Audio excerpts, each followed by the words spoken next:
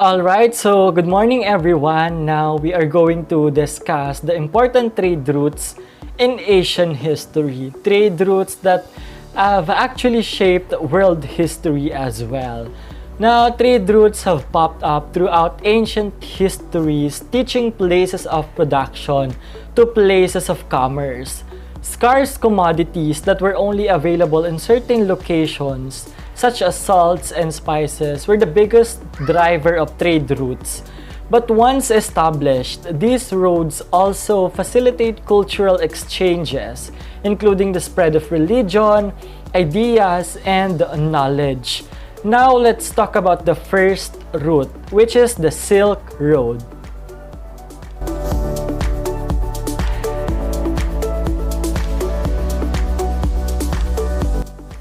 Alright, so the first one is the Silk Road. So the Silk Road was the overland trade that linked Asia to Europe. The Silk Road is the most famous ancient trade route linking the major ancient civilizations of China and the Roman Empire. Communication routes and paths of trades have always crisscrossed Eurasia, which slowly linked up to form the Silk Road. So these are routed across both land and sea, along which not only silk but many other products were exchanged. Alright, so the Silk Road got its name because Chinese silk is the most valuable product. There are also other goods were traded like pottery, tea, spice, wine, and gold. But silk was traded from China to the Roman Empire starting in the 1st century BCE in exchange for wool, silver, gold coming from the Europe. Now, this silk is a textile woven from the protein fiber usually produced by silkworms to make its cocoons. Is of ancient Chinese origin, developed around 2700 BC. Now, the Silk Road wasn't actually a single road, but it's a network of multiple routes gradually emerged over centuries. These vast networks didn't just carry merchandise and precious commodities, but also constant mixing of movement of different populations, aided in transmissions of ideas, knowledge, beliefs, as well as the culture. So this forms such a profound impact on the civilization of history of Eurasian people. Now, when was the Silk Road established? So Han Wudi was the first emperor to realize that foreign trade could bring wealth to China. So Han Wudi discovered that people who trade with foreigners were becoming rich from trade in Chinese silk. Now, they had obtained silk as gifts from earlier rulers of Han Dynasty in return for they are not attacking China.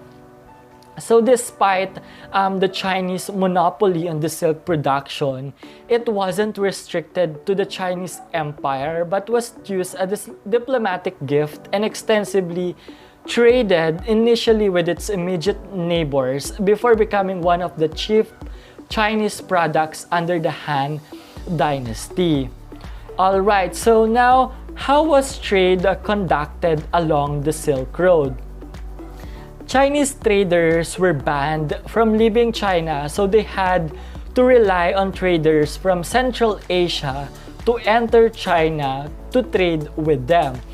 So now exchanges of gifts between the Chinese and the Central Asians took place and markets in the border of China, and it was closely monitored by the Chinese government. So Central Asians exchanged animal fur and quality horses for Chinese silk and tea, but later they sold the silk and tea to European traders.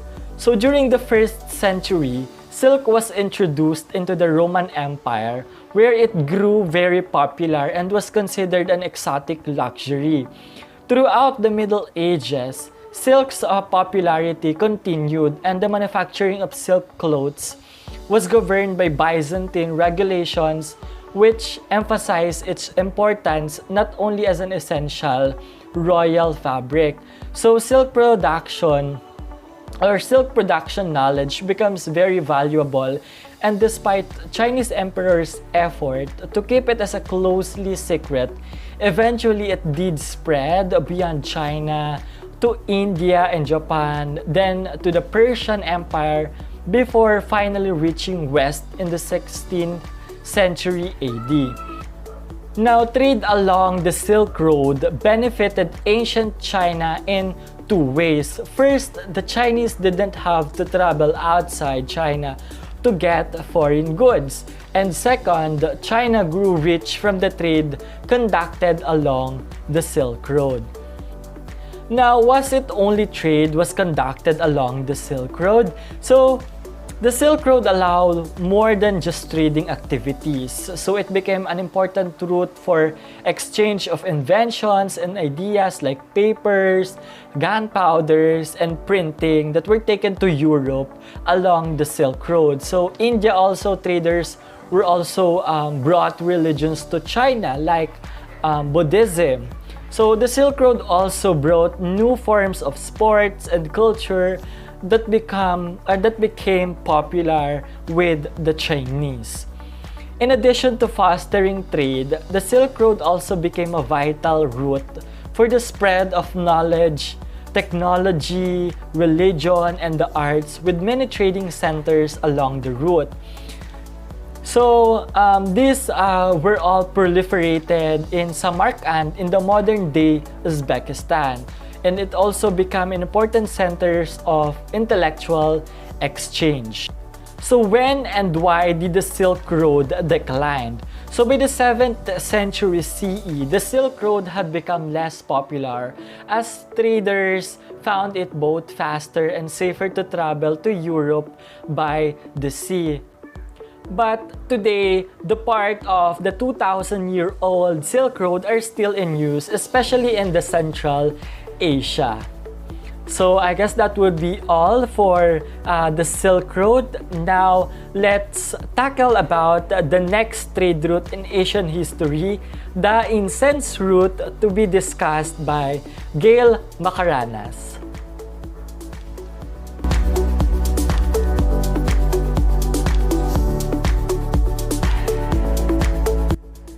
Thank you, Evan Hernandez.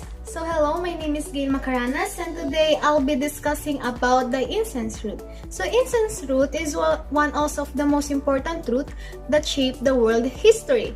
And the Incense Route has a network of major land and sea trading routes linking the Mediterranean world to the eastern source of incense as well as other spices. So stretching the Mediterranean ports to the Levant, across the Levant and Egypt, through India and Arabia.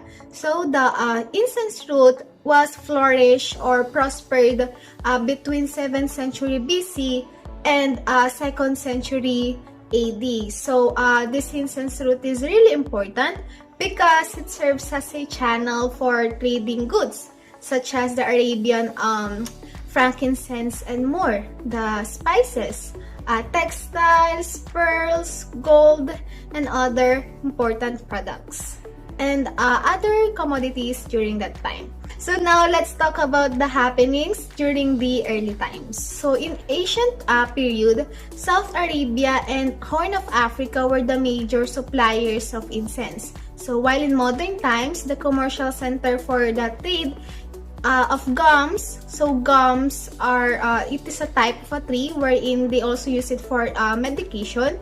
So the commercial center for the trade in gums has been Aden and Oman. So according to early ritual texts from Egypt, it shows that the traders brought the incense to the Upper Nile region. So the Upper Nile region is in Africa, specifically in northeastern South Sudan. So the most spectacular and most notable evidence of this trade comes from the frescoes on the walls of the temple at Thebes. So it's in Greece, dated to around 1500 BCE, commemorating the journey of the fleet that the Queen of Egypt had sent to the land of the Punt. So land of the Punt, it is a kingdom but according to my research, historians, scholars, and archaeologists are still debating to where the exact location of this land, or the land of the Punt. So it is also a place where it is very rich. So they show the 5 ships in commemorating them.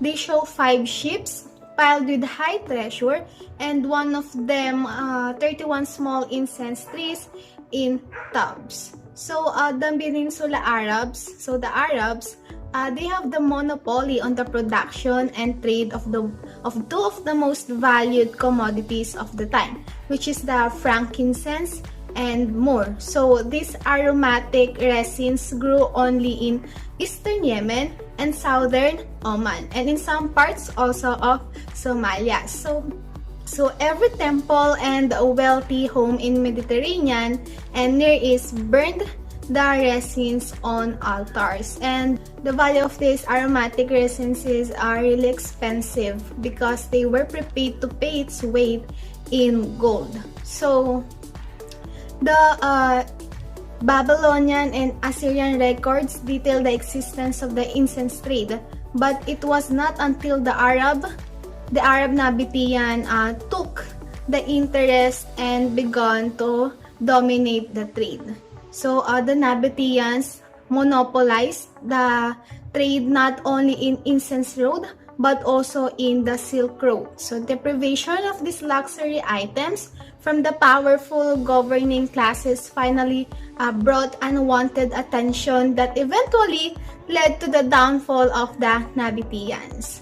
So the incense was a very important commodity in the ancient world. So it is the incense, both frankincense and more, are produced by drying the resin harvested from certain types of trees. So these trees grow exclusively in the southern region of Arabia, Ethiopia, and Somalia. So it is making this commodity extremely valuable because it only grew on this kind of trees only grew in some particular parts. So incense was used in a variety of ways, such as to embalm the dead, to flavor a wine, and as a form of medication. So it was also commonly burned to produce a pleasing aroma that would mask the less pleasing odors of the time. So it is also used as a fragrance. And in order to transport these items or products, they made use the camel as a form of transportation. So the camel was domesticated around 1000 BCE, and this development allowed the Arabs to begin transporting their valuable incense to the Mediterranean. So it is an important trade hub. So this frankincense and more became also a commodity for the Romans, Greeks, and Egyptians because they love spices. And just a trivia, it was said that Emperor Nero had a whole year's harvest of frankincense burned at the funeral of his beloved mistress. So for the downfall or a bit of breakdown, so the 3rd century, so for the downfall, there's a downfall happened in Incense Route. So the 3rd century would appear to be a significant time in history of the incense trade in Arabia. So there is a political and economic crisis that happened during that century. So much of this trade seems to have been brought to standstill by the poor economic conditions of the 3rd century. However, the economic situation improved again under the Tetrarchy, and many things had changed. So there's also a shift when it comes to the exact route, because it has been mentioned that this trade route was not exactly fixed throughout the centuries and changed from time to time. It is because there are some greedy settlements who put and demanded a very high value of taxes from the caravans coming through. So since they don't want to pay so much value for the taxes, they made use other way. So it is natural that the merchants would seek areas where the taxes were lowest as to maximize their profits.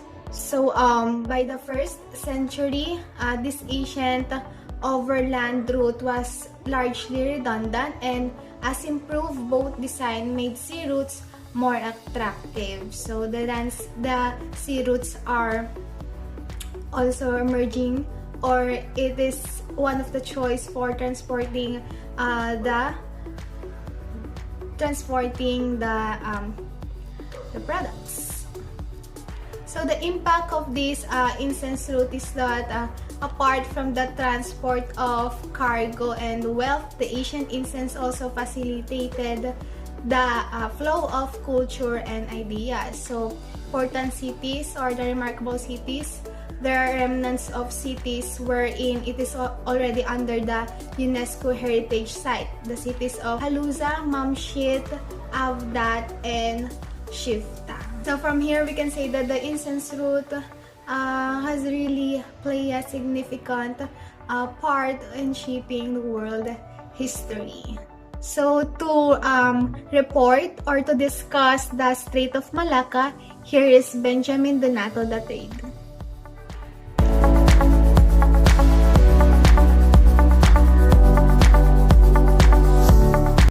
Hello, my name is Benjamin Donato III from BSIS 2-2 Asian, and I will discuss the importance of Strait of Malacca as a trade route in Asia. First of all, what is Strait of Malacca? So, it is a narrow stretch of water between the Malay Peninsula and the Indonesian island of Sumatra. So, a strait is a narrow passage of water connecting the two seas or other larger bodies of water. So another one, Strait of Malacca is a main shipping channel between the Pacific Ocean and the Indian Ocean. So this Malacca Strait is where the boats, cargo ships, tank ships, vessels pass by to carry exports as well as the imports.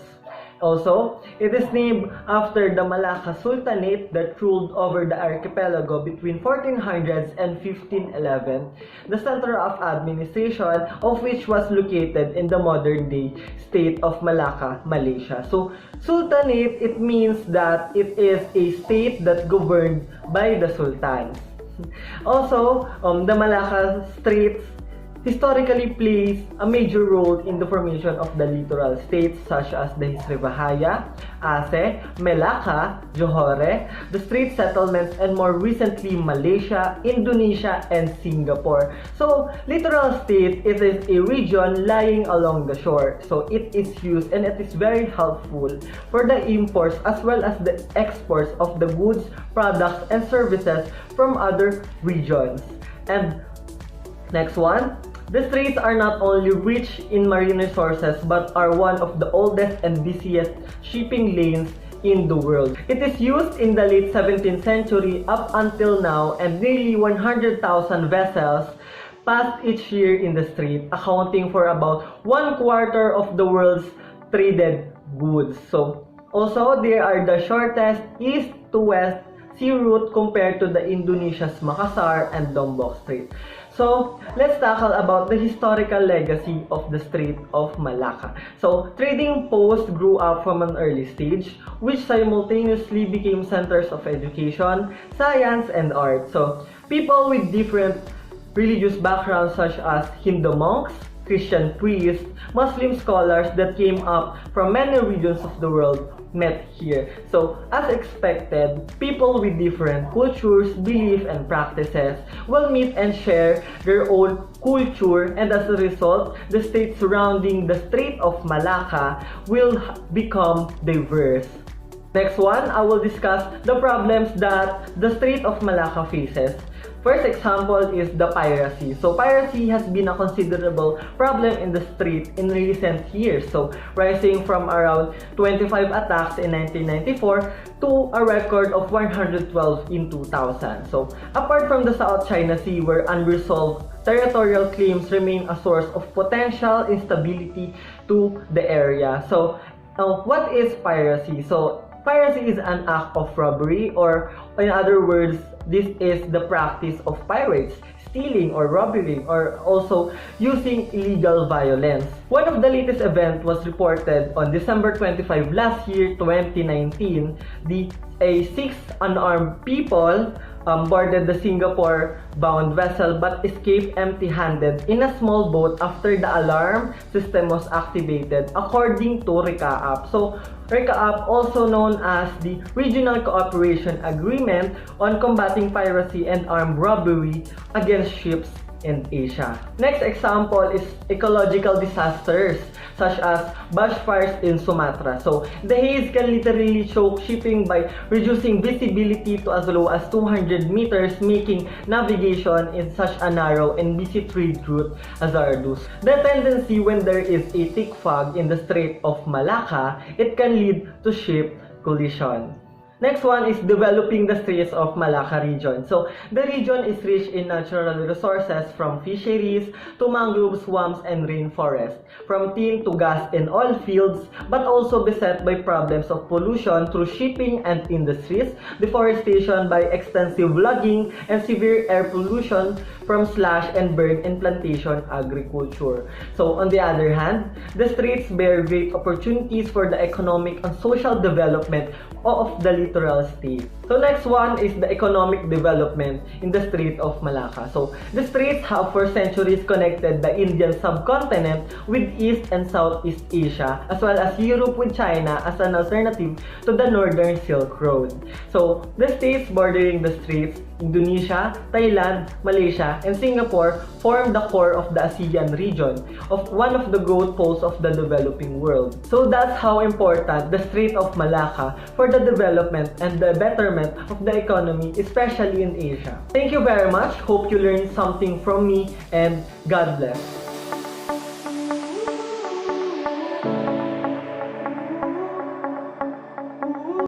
Hello, my name is Casaril D. Atas from BSIS 2-2 Asian, and I will discuss to you the spice routes. Spice route, also known as Maritime Silk Road, is the name given to the network of sea routes that link the East with West.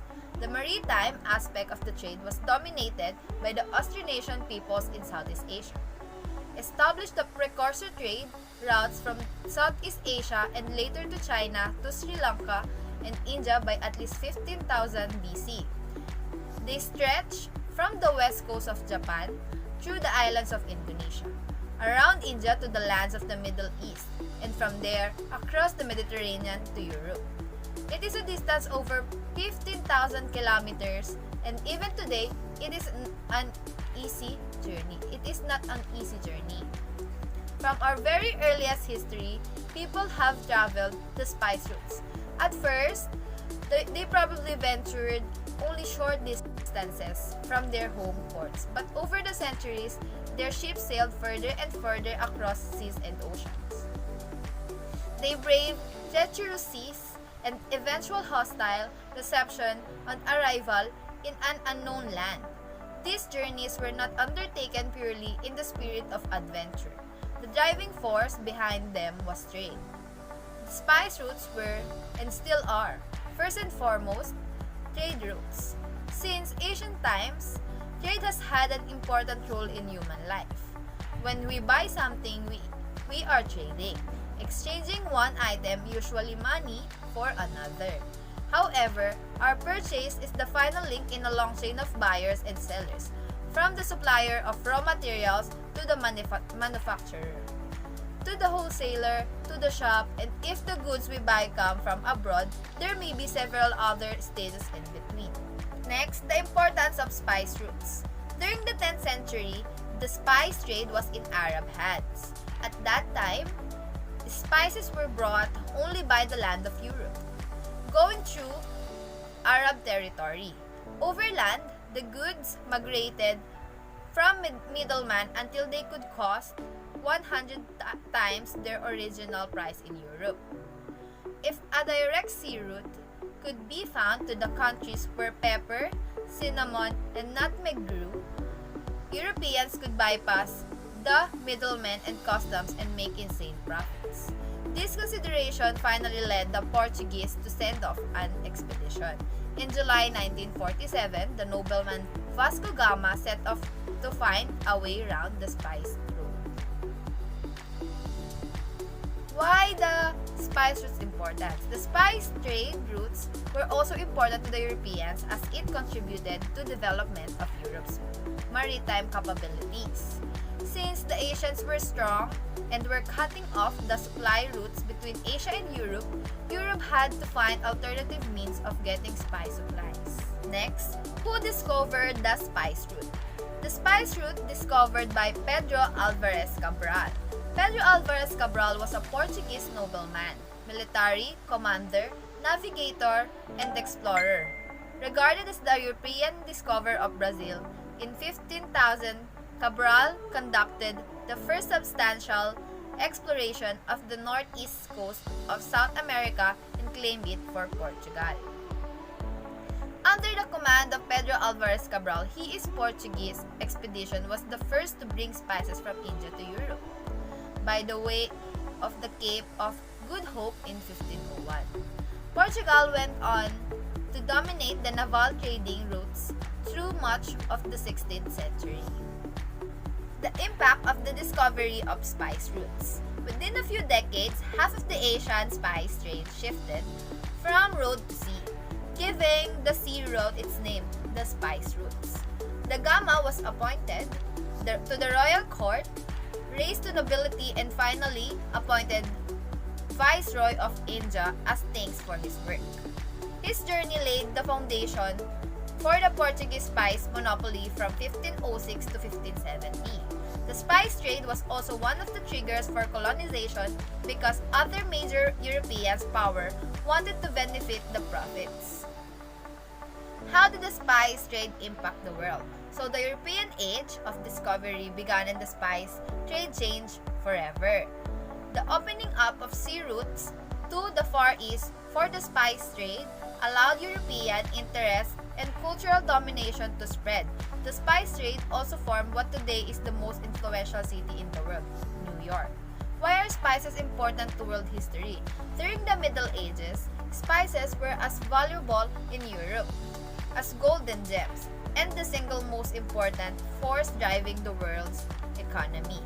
The lack of refrigeration and poor standards of hygiene meant that food often spoiled quickly, and spices were in great demand to mask the flavor of food that was far from fresh. What spices were in the spice trade? So, spice trade in a modern day Indonesia, particularly the area known Moluccas or Spice Island, which was the only source of nutmeg and cloves at that time. So, the spice trade refers to the trade between historical civilization in Asia, Northeast Africa, and Europe. Spices such as cinnamon, cassia, cardamom, ginger, pepper, and turmeric. They also use antiquity for commerce in the Eastern world. The next part is, how did Portugal control the spice trade? In the 16th century, the Portuguese had complete and control of the African Sea, which is extended the long network.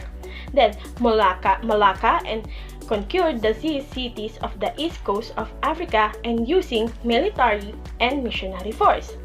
They also captured Malacca from the Portuguese and opened trade with China. China also used military force and forged close ties with the local rules than the Portuguese had. Then, why did Europe want spices? Europeans took the seas to the forge direct trading relationship with Indonesia, China, and Japan. Some has argued it was the spice trade that fueled the development of faster boats and encouraged the discovery of new lands. So, Europeans wanted also Chinese silk, porcelain, cotton, and spices to help preserve the meat. Since the spice trade route was still on the base on this made it difficult and expensive from Europe. Europe transport this good, especially since the Europeans had nothing than Asian world. Then, why spices ends? So, in 1387, Bars Bay 1422-1438 also established the control of the Alexandria and the monopoly on luxury goods and pricing of spices. Then in 1429, he also insisted the spice trade to the Europe pass through Cairo before using Alexandria. So this is the effectively of closing the spice trade route from the Red Sea to Alexandria. So this is our end of our discussion. So let's tackle about the Royal Road discussed by Carla Olanday.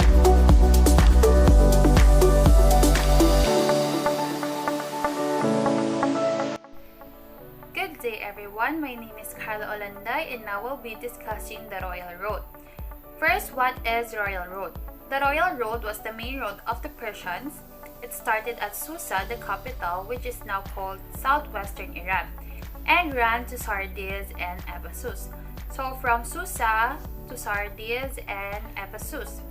The first Persian Empire, also known as the Achaemenid Empire, was founded by Cyrus the Great. And when he died, his son Cambyses took over his throne, and when Cambyses died, Darius became the king.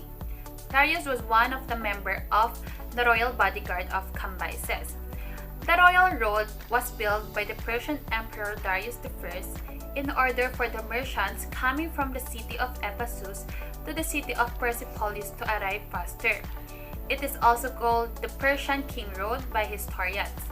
It is the route made by the Romans to bring amber from the northern and Baltic seas to be used for decorative and medicinal purposes to the Mediterranean. So what is amber? Amber used for three primary purposes: fuel, decoration, and for healing or medicinal purposes. It can also be used for sculptures, jewelry, ceremonial pieces, and even instruments and decorative tools throughout the world. The Royal Road was called the Royal Road because the service of the great king passed over it. So next, when was the Royal Road established? Royal Road was built by King Darius, which is the king of the Persian Empire in the 5th century BCE.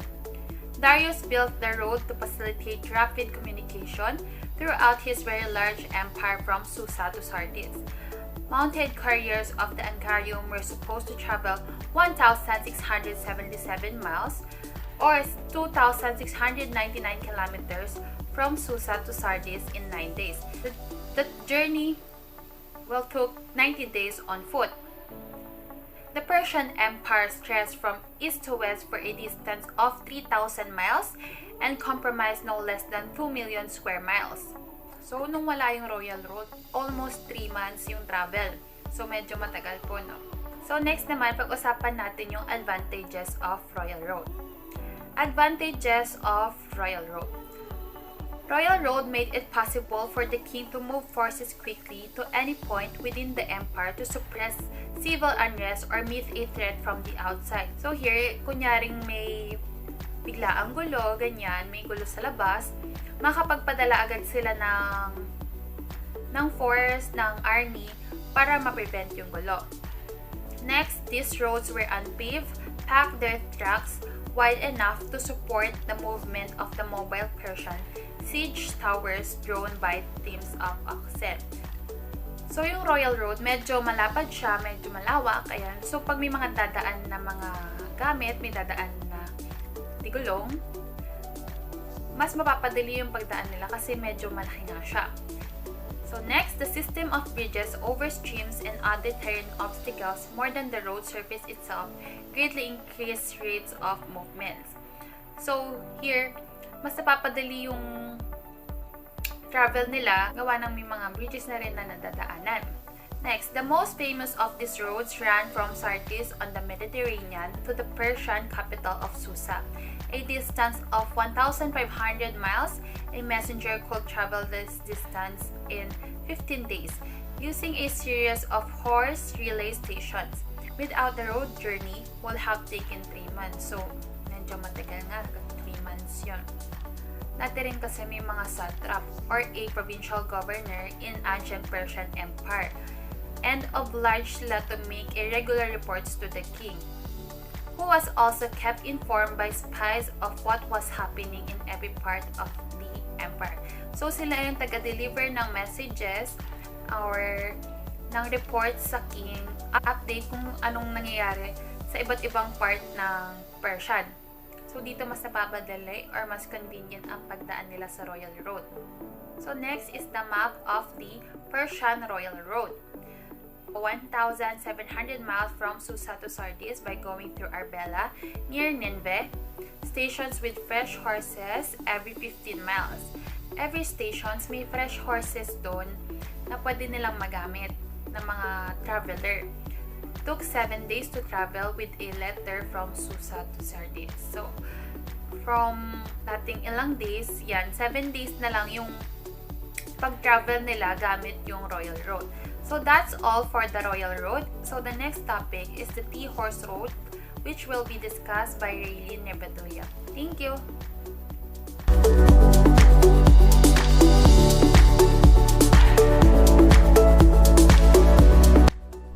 Thank you so much, Carla Olanday, for introducing me. And for the last subtopic of our report, let's have the T-Horse Road. But before I will discuss the brief history of it, let's just all know first why it is called T-Horse Road. So basically, the route earned the name T-Horse Road because of the common trade of Tibetan ponies for Chinese tea. And as we all know, when we hear the word Tibet, it is an autonomous region of China and it is located on the lofty Tibetan plateau on the northern part of Himalayas. So in other words, this T-Horse Road is the China's ancient trade road to Tibet. And this common trade is practiced dating back at least to the Song of Dynasty. It was imperial dynasty of China. And for Chinese people, the sturdy horses is very, very important for them to fight warring nomads in the north. So next, let's have the brief introduction of the ancient tea and horse caravan road, and also the process of it in the ancient time. So it is said that during springtime, the merchants will arrive with their sturdy horses or ponies, and automatically they will harvest the tender leaves or the main source of tea, and it must be processed and be transported in far distant markets in Tibet, India, Nepal, and Pakistan. So along the ancient tea road, it is the annual pattern of life that has been repeated for countless centuries. And after that, the horse group drivers will form a caravan, some counting up like 300 horses and mules with their loads of party, and they will traverse 20 mountain chains and cross 4 mighty rivers including Yangtze in Mekong. From the Chinese borders with Myanmar, Laos, and Vietnam, their route will span the giant province of Yunnan and skirt the Himalayas to the roof of the world. And it will take them 6 months to cover more than 4,000 kilometers to the great tea market of Lhasa. So in short, the journey of it is very, very hard and long. Imagine 4,000 kilometers followed by packed trains, because for them, tea is very, very valuable. And next, this T-Horse Road is now generally referred to as the Asian T-Horse Road or Chamadao, and Chamadao is a network of caravan paths winding through the mountains of Sichuan, Yunnan, and Tibet in the southwest China.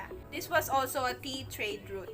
So for other important terms, this T-Horse Road is also known as the Southern Silk Road. Even silk is not their main product and trading route system. And also, this T-Horse Road is very, very dangerous because it has many numerous rivers and high peak mountains. Also, T-Horse Road is one of the longest trade routes in ancient world. And in return, we all know that China wanted war horses to protect the northern part of their country, and this route became known as the T-Horse Road or Chamadao in traditional Chinese language. So for the next part, let's have the T-Horse Road as a corridor of Asian civilization. So as I've said a while ago, this common trade is practiced dating back at least to the Tang and Song dynasties, which it was an imperial dynasty of China. The main goods traveling the route were Chinese tea and Tibetan war horses, with direct trades of tea for horses and horses for tea. It's just something like give and take scenarios because this is the main purpose or the main goal of the merchants in trading route system. So lastly, let's just all know what is the tea horse road now for today's generation. So as the modernization and globalization prevails, there are so many changes in tea horse road. So it is said that there are more than 20 different ethnic groups to be found along the route, and Horse Caravan Road had been listed among the most important international sites for historic preservation. And I think that would be all, and we hope that you gain so much learnings and informations about the important trade routes of Asian history. And I just wanted to say thank you for listening until the end of this presentation. Thank you, and I wish you all a blessed day.